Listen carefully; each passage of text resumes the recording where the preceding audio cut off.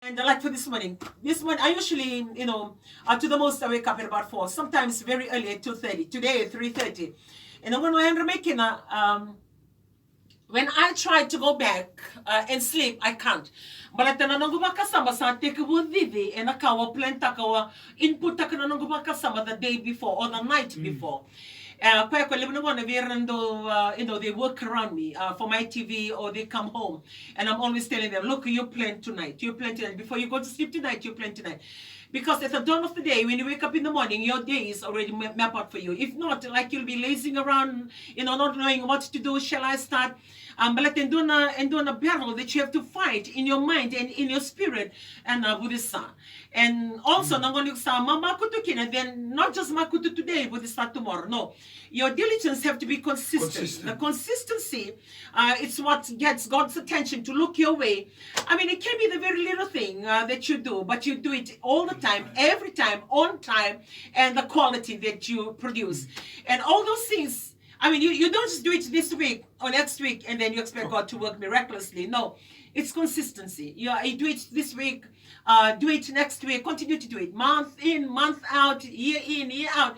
And sometimes you're not even noticing, and then you're beginning to see the changes happening in your life and the changes of His provision coming your way that you might, never even fathom. So ninguém kutumana kina na nomusinga error servico. Bakan, but I think it was savitano takatuna that one dina, the whole thing. I'll get on the 3:13 matakaniko. I mean, that's just start. And nearly every morning, like what Ngasile was saying, even before the pandemic.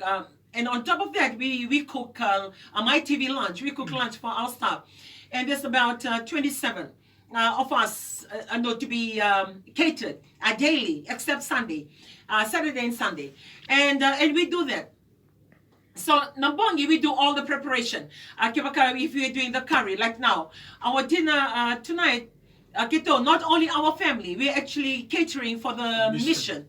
And the mission number is sitting at about 19. And we have our family number right down to the very youngest one that eats.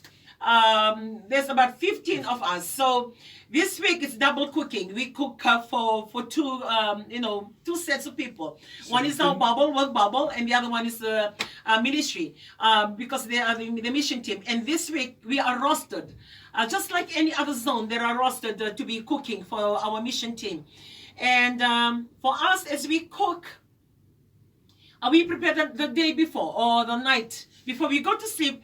We do this preparation. Say if we're making curry the next day, we put out the chicken, marinate the chicken, put curry powder and all the things that needs to be done. Put it in the foil tray, glad wrap it, put it in the fridge. Peel the potatoes, dip it in a basin of water, already cut up, garlic, all done. So the only thing we do in the morning as we wake up is just to, even the pot right on the stove. The only thing left is to on the stove, put the oil and start cooking.